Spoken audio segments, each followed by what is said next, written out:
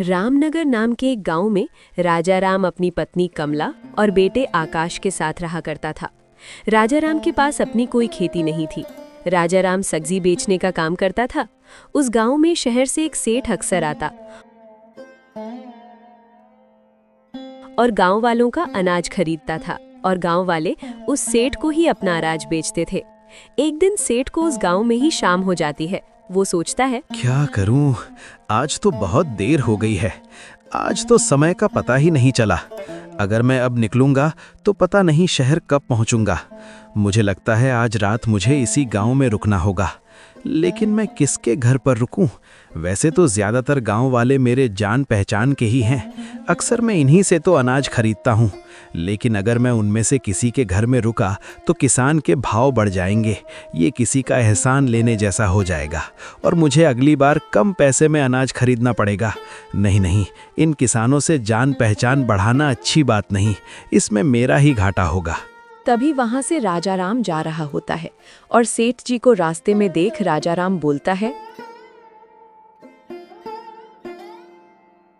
अरे सेठ जी, आप तो शहर वाले सेठ जी हो ना? आप अभी तक गए नहीं? अब तो बहुत शाम हो गई है। कुछ ही देर में रात हो जाएगी। आपको निकल जाना चाहिए था। वैसे आप यहाँ कर क्या रहे हैं? कुछ परेशानी है क्या? राजा राम को देख सेठ सोच में पड़ जाता है और मन ही मन सोचता है, मुझे लगता है मुझे इस राजा राम की मदद लेनी चाहिए। वैसे भी ये तो सब्जी बेचता है। इससे आज तक मैंने ना सब्जी खरीदी है और ना ही मुझे कोई जरूरत है। गांव में किसी के पास मदद मांगूंगा तो बदले में अनाज कम पैसे से लेना होगा। लेकिन अगर इससे मदद मांगूंगा तो इसके बदले में ये कुछ नहीं मांगेगा, क्योंकि इसकी खेती तो है ही नहीं। तो ये मुझे अनाज कहां से बेचेगा? अच्छा मौका मिला है, इसके घर ठहर जाता हूं। मेरा आज का काम निकल जाएगा और रहने का बंदोबस्त भी हो जाएगा। हाँ राजा राम, देखो ना शाम हो गई है। मैं वही सोच रहा था कि आज रात मुझे इसी गांव में रुक जाना चाहिए। इतनी रात गए यहाँ से निकलना मुझे सही नहीं लग रहा, क्योंकि मेरे पास कुछ धन भी है। रात गए रास्ते में पता नहीं कोई चोर मिल गए तो इसलिए मैं सोच रहा था कि यहीं रुक जाऊं। लेकिन मुझे समझ नहीं आ रहा कि मैं किससे मदद मांगूं, किसके घर पर रुकूं। पता नहीं कोई इस बात के लिए राजी होगा भी या नहीं, और मुझे किसी को तकलीफ देना अच्छा भी नहीं लगता। इसलिए मैंने सोचा कि इस गांव में ही कहीं कोना देखकर रात गुजार लूंगा। अरे नहीं नहीं सेठ जी, आप कैसी बातें कर रहे हैं? आप तो हमारे लिए मेहमान जैसे हैं। आप एक काम करिए, मेरे ही घर चलिए। आप रात भर मेरे यहाँ रुक जाइए, कल सुबह होते ही चले जाना। नहीं नहीं राजा राम, तुमने कह दिया इतना ही काफी है। मैं किसी को तकलीफ नहीं देना चाहता। तुम्हारा भी तो परिवार है ना। तुम्हारी पत्नी को इस बात से तकलीफ होगी। रहने दो, मैं यहीं ठीक हूँ। अरे नहीं नहीं सेठ जी, हमें कोई तकलीफ नहीं है और ना ही मेरी पत्नी को तकलीफ होगी। आप उसकी फिक्र मत करिए। आप चलिए मेरे साथ। और वैसे भी हमारा घर 2 कमरे का है। आप एक कमरे में रह जाना, मैं और मेरा परिवार एक कमरे में सो जाएगा। कोई दिक्कत नहीं है। आप चलिए मेरे साथ। अच्छा ठीक है, अब तुम इतना कह रहे हो तो मैं चलने के लिए तैयार हूँ। वैसे राजा राम, तुम्हारा बहुत बहुत शुक्रिया। तुम्हारा तो मुझसे कोई लेन देन भी नहीं है, फिर भी तुमने मेरी इतनी मदद की। सचमुच तुम बड़े ही नेक दिल हो। सेठ भानु प्रताप को लेकर राजा राम अपने घर जाता है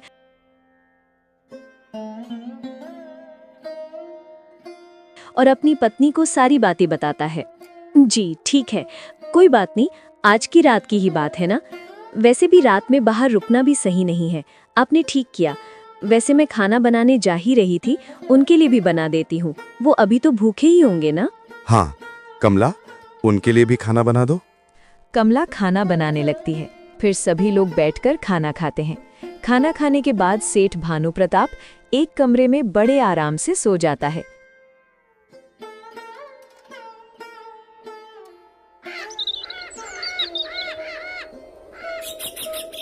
और फिर दूसरे दिन, अच्छा राजा राम, अब मैं चलता हूँ।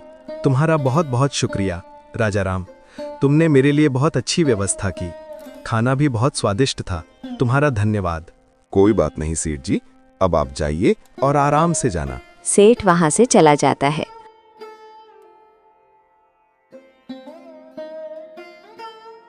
और फिर ऐसे ही कई दिन गुजर जाते हैं। सेठ फिर से गांव में अनाज खरीदने के लिए आता है। उस दिन भी उसे शाम हो जाती है। तो सेठ सोचता है, एक काम करता हूँ, राजा राम के घर ही चला जाता हूँ। मुफ्त का खाना भी मिल जाता है और रात भर रहने का भी इंतजाम हो जाता है। कल सुबह चला जाऊंगा और वैसे भी राजा राम मुझे मना नहीं करेगा। यही सोचकर सेठ राजाराम के पास जाता है और उसे बोलता है,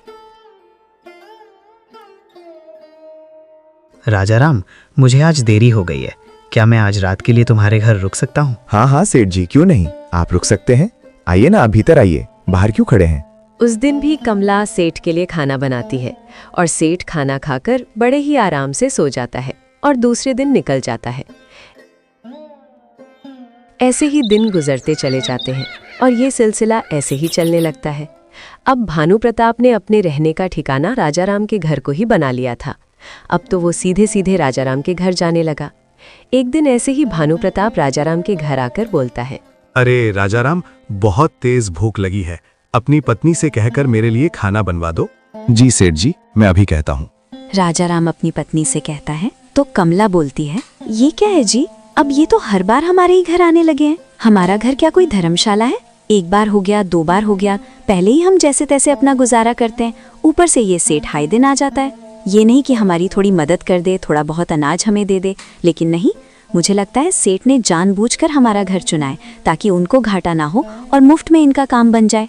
गांव में और भी तो घर हैं और बहुत सारे लोग तो इससे व्यापार करते हैं, अपना अनाज बेचते हैं। ये उन लोगों के घर जाकर क्यों नहीं रुकते? बार बार ये हमारे घर क्यों आ जाते हैं, जबकि हमारा तो उनसे कोई लेन देन भी नहीं है। कमला, जरा धीरे बोलो, वो सुन लेंगे तो अच्छा नहीं लगेगा। जाने दो ना उन्हें, ज़रूरत है। बेचारे व्यापार करने हमारे गांव में आते हैं। उनका तो शहर में बहुत बड़ा घर है, लेकिन फिर भी वो हमारे घर पर ठहरते हैं। उनकी मजबूरी है कमला, नहीं तो हमारे घर पर क्यों ठहरते? तुम उनके बारे में ऐसा मत सोचो।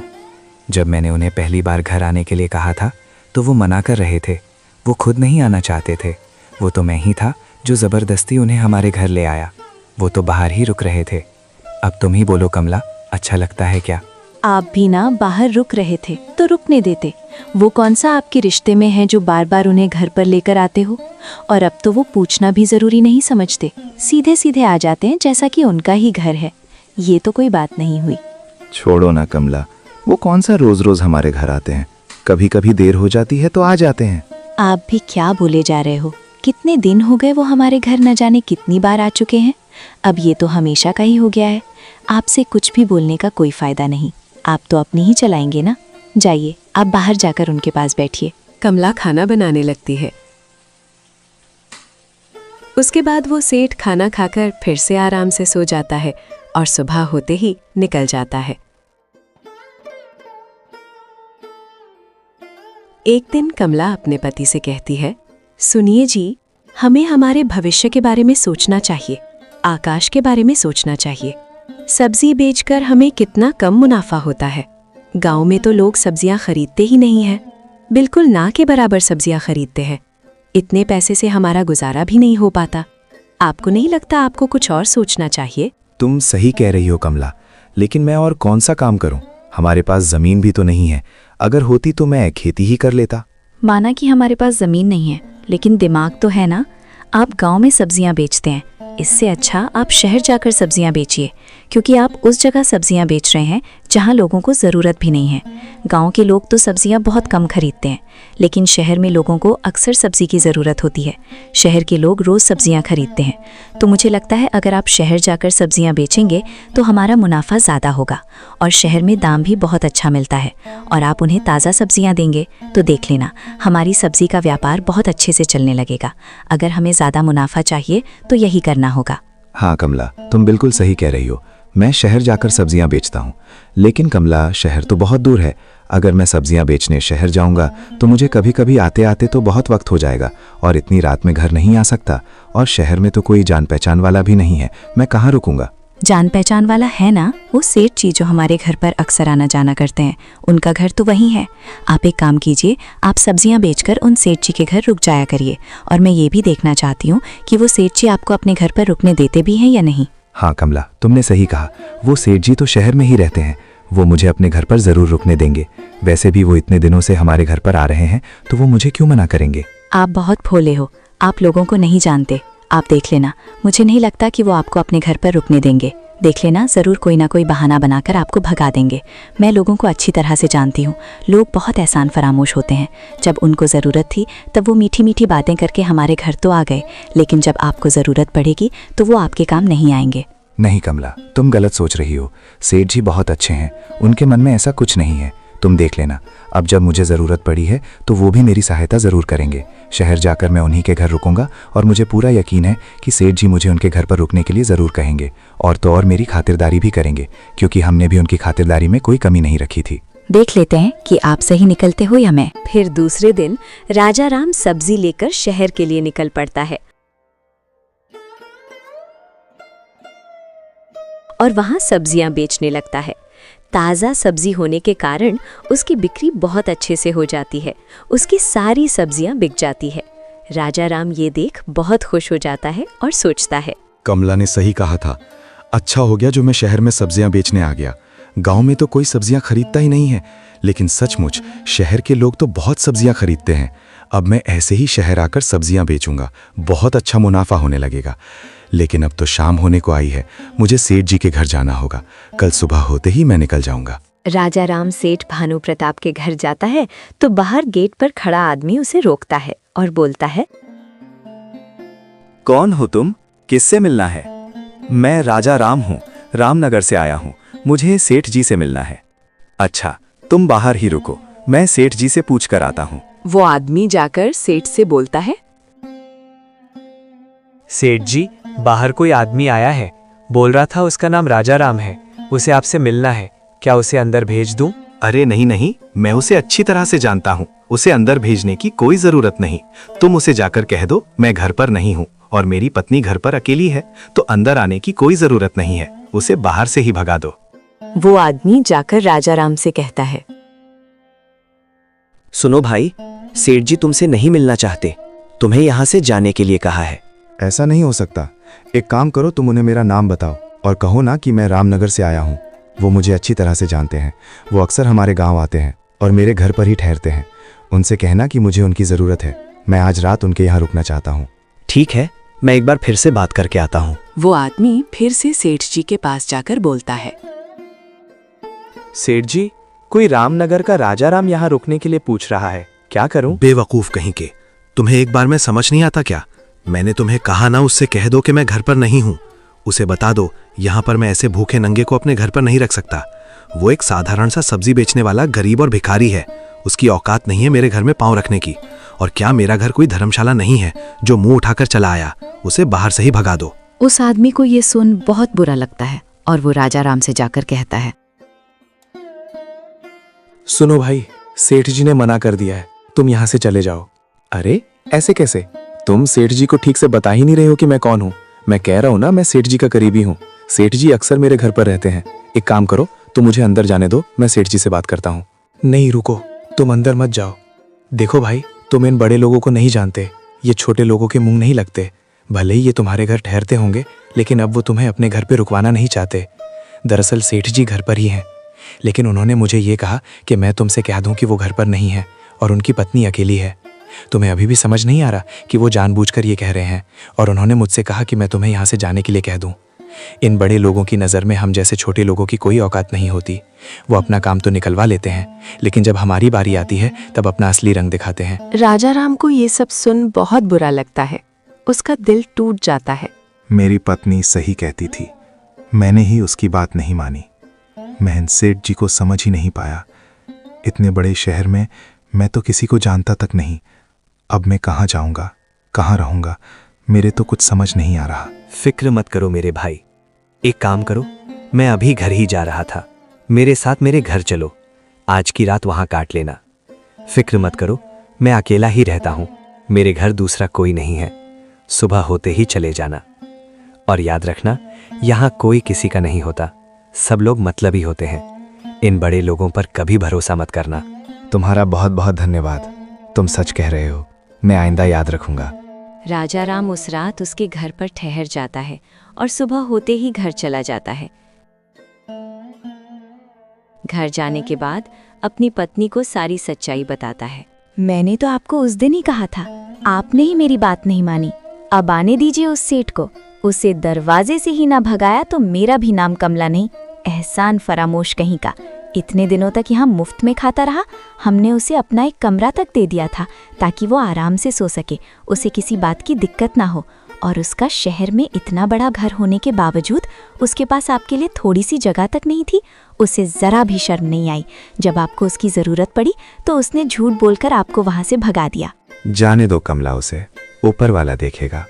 और हाँ कमला, आज के बाद मैं भी उसे यहाँ रुकने के लिए मना कर दूंगा। आने दो उसे। कुछ दिन ऐसे ही बीत जाते हैं।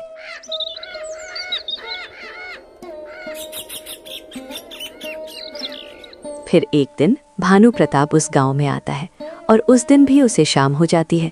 तो फिर वो राजा राम के घर जाता है और बाहर से आवाज देता है। राजा राम अपने बेटे से कहता है, बेटा आकाश, बाहर जो सेठ जी है ना, उनसे जाकर कह दो कि मेरे पिताजी घर पर नहीं है और मेरी माँ अकेली है। राजा राम का बेटा बाहर जाकर भानु प्रताप को यही बोलता है। अच्छा, तो राजा राम घर पर नहीं है।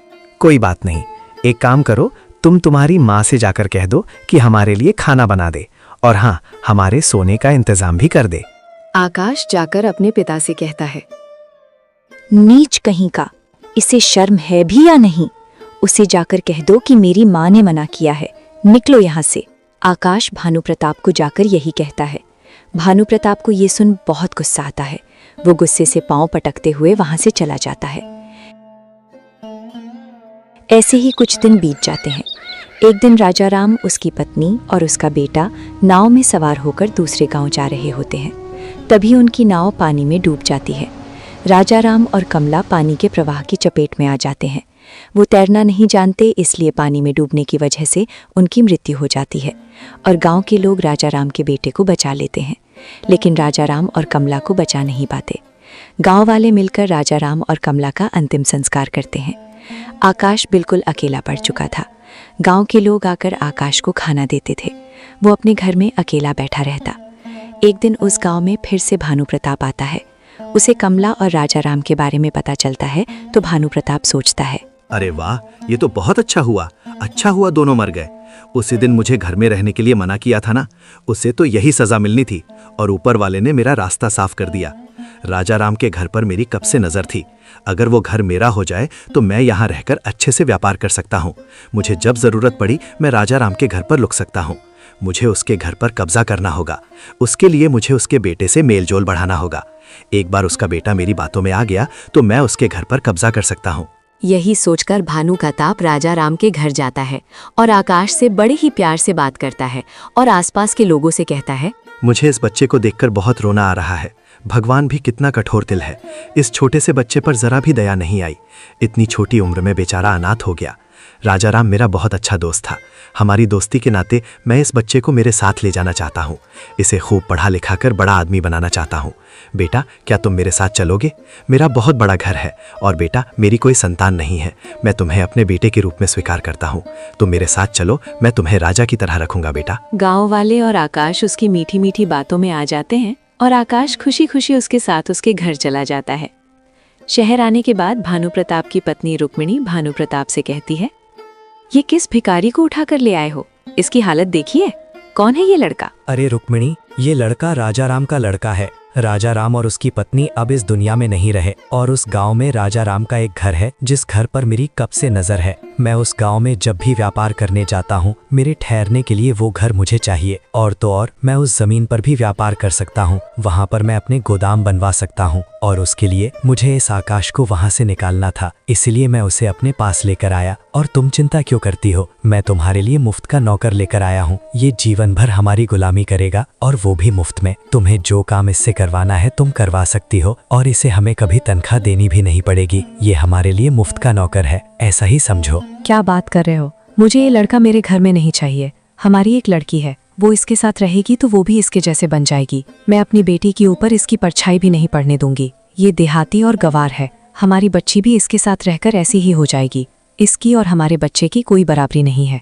मैं इसे घर में नहीं रहने दूंगी। रुक्मिणी, लेकिन मैं क्या करूं? ये बच्चा वहीं रह रहा था। मैं गांव वालों से झूठ बोलकर इसे यहाँ लेकर आया हूँ। अगर मैं इसे यहाँ नहीं रखा तो वो घर मेरा कभी नहीं हो पाएगा और मुझे किसी भी हालत में वो घर और वो जमीन चाहिए। तुम सोच नहीं सकती रुक्मिणी, इससे हमारा बहुत फायदा हो सकता है, हमारा व्यापार और बढ़ सकता है। अगर आपको वो घर ही चाहिए तो इस बच्चे को यहाँ रखने की क्या जरूरत है? इसे कहीं बाहर छोड़ आओ। रुक्मिणी, ये बात मेरे दिमाग में आई थी, लेकिन ये बच्चा गांव का बच्चा है, देहाती है, बेवकूफ नहीं है, ये बहुत होशियार है। अगर मैं इसे कहीं छोड़कर आ गया तो ये कैसे न कैसे अपने घर तक पहुंच ही जाएगा और गांव वालों को मेरी सच्चाई भी बता देगा। मैं इसे कहीं भी छोड़ नहीं सकता। अगर ऐसी बात है तो आप एक काम कीजिए, इस बच्चे के हाथ पैर बांधकर इसे जंगल में फेंक आइए। वो अपने हाथ पैर खोलकर तो वहाँ से भाग नहीं सकता ना। और तो और जंगल में जंगली जानवर बहुत होते हैं, वो इसे जिंदा नहीं छोड़ेंगे, इसका काम तमाम कर देंगे। हाँ रुक्मिणी, तुम सही कह रही हो, मैं ऐसा ही करता हूँ। भानु प्रताप आकाश के पास जाकर उसे कहता है, बेटा आकाश, तुम्हें ना ननिहाल में तुम्हारी नानी बुला रही है, चलो मैं तुम्हें छोड़कर आता हूँ। आकाश अपनी नानी का नाम सुनकर बहुत खुश हो जाता है और खुशी खुशी सेठ जी के साथ जाने के लिए तैयार हो जाता है। सेठ जी उसे जंगल ले जाकर रस्सी से बांध देते हैं और उसे वहां छोड़कर वहां से निकल आते हैं। आकाश जोर जोर से रोने लगता है। तभी वहां पर शहर का सबसे बड़ा रईस आदमी शिव प्रसाद वहां से गुजर रहा होता है और आकाश की आवाज सुनकर इसके पास क्या पहुंचता है। अरे बेटा, तुम यहाँ कैसे? और तुम्हें किसने बांधा? रुको, मैं तुम्हें अभी खोलता हूँ। शिव प्रसाद आकाश को खोल देता है और उससे पूछता है, अब बताओ बेटा, तुम्हारी ये हालत किसने की? तुम यहाँ कैसे आए? तुम्हारे माँ बाप कहाँ हैं? मेरे माँ बाप नहीं हैं, वो मर चुके हैं। मुझे एक सेठ जी झूठ बोलकर मेरे घर से यहाँ लेकर आए थे और उन्होंने मुझे यहाँ आकर बहुत मारा और पेड़ से बांध दिया। मैं नहीं जानता वो कहाँ रहते हैं, उनका नाम क्या है। मैंने कभी उनसे उनका नाम नहीं पूछा। वो गांव में हमारे घर में आते रहते थे, बस मुझे इतना ही पता है, मुझे उनके बारे में कुछ नहीं पता। अच्छा कोई बात नहीं, तुम एक काम करो, तुम मेरे साथ मेरे घर चलो। मेरी कोई संतान नहीं है। तुम्हारी बातें सुनकर तो ऐसा लग रहा है मानो ईश्वर ने मेरी सुन ली। बेटा, मुझे एक संतान की ज़रूरत है। मेरे पास सब कुछ है बेटा, लेकिन मेरी कोई संतान नहीं है। मेरी पत्नी की भी यही इच्छा है कि हमारा भी एक बेटा हो, लेकिन बेटा हमारा बेटा हो पाना असंभव है। हम कभी माँ बाप नहीं बन सकते, वो तुम नहीं समझोगे बेटा। लेकिन मैं इतना जानता हूँ कि आज अगर तुम मिले हो तो इसके पीछे ज़रूर ईश्वर की कोई लीला है।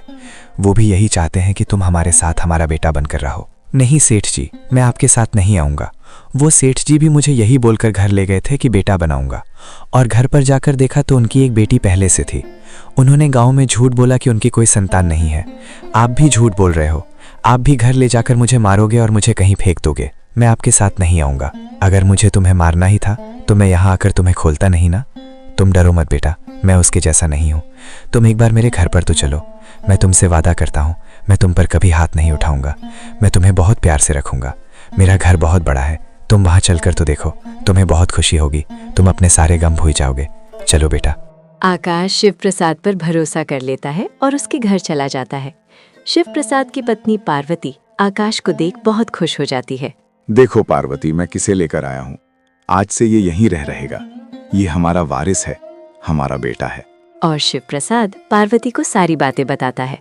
पार्वती को आकाश के बारे में सुन बुरा तो लगता है, लेकिन वो बहुत खुश हो जाती है कि उसे उसका वारिस मिल चुका है। ईश्वर ने मेरी सुन ली। हमें तो कभी संतान नहीं हो सकती, लेकिन उस दिन हमारे घर जो बाबा आए थे, उन्होंने हमें कहा था कि हमें तो जीवन भर कभी संतान नहीं होगी, लेकिन बहुत जल्द हमें हमारा वारिस मिलेगा। मुझे लगता है वो इसी के बारे में बात कर रहे थे। हाँ पार्वती, मुझे भी यही लगता है। बेटा आकाश, तुम्हें ये घर कैसा लगा? तुम यहाँ पर हमारे साथ रहोगे ना? हाँ सेठ जी, ये घर बहुत अच्छा है, मुझे बहुत पसंद आया। मैं आपके साथ रहूंगा। आप बहुत अच्छे हो। तुम ये सेठ जी कहना बंद करो। आज से तुम हमारे बेटे हो। ये तुम्हारी माँ है और मैं तुम्हारा पिता। आज से तुम हमें सेठ और सेठानी नहीं कहोगे, माता पिता कहकर ही बुलाओगे। आकाश खुशी खुशी वहां रहने लगता है। सालों बीत जाते हैं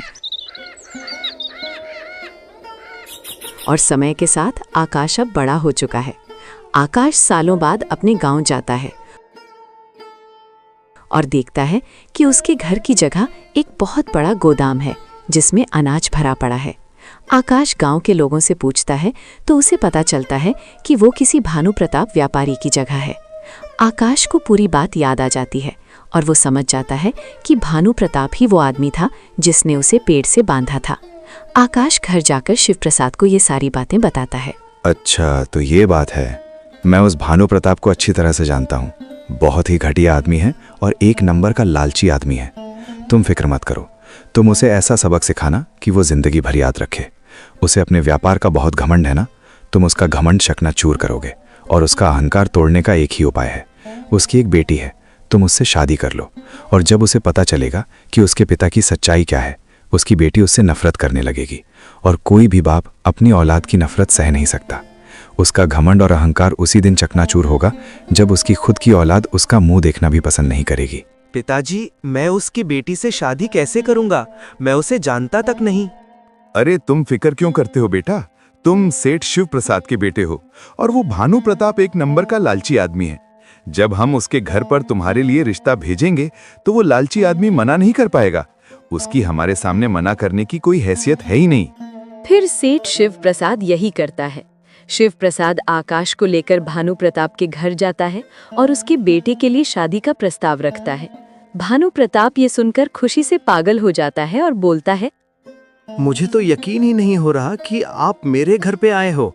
मैं बहुत भाग्यशाली हूँ कि मेरी बेटी को आप स्वीकार कर रहे हैं। मैंने तो कभी सोचा ही नहीं था कि इतने बड़े घर में मेरी बेटी का रिश्ता होगा। आपके सामने तो सच में मेरी कोई औकात नहीं है। मेरी बेटी बहुत नसीब वाली है जो आपके घर की बहू बनने वाली है।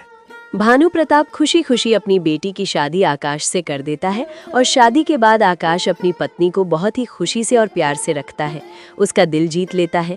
उसकी पत्नी भी बहुत खुशी से रह रही होती है और उसे बहुत प्यार करती है। एक दिन आकाश अपनी पत्नी को भानु प्रताप के बारे में सारी सच्चाई बता देता है। ये सुन आकाश की पत्नी को अपने पिता पर बहुत गुस्सा आता है। मैं सोच भी नहीं सकती थी कि मेरे पिताजी इतना घटिया काम कर सकते हैं।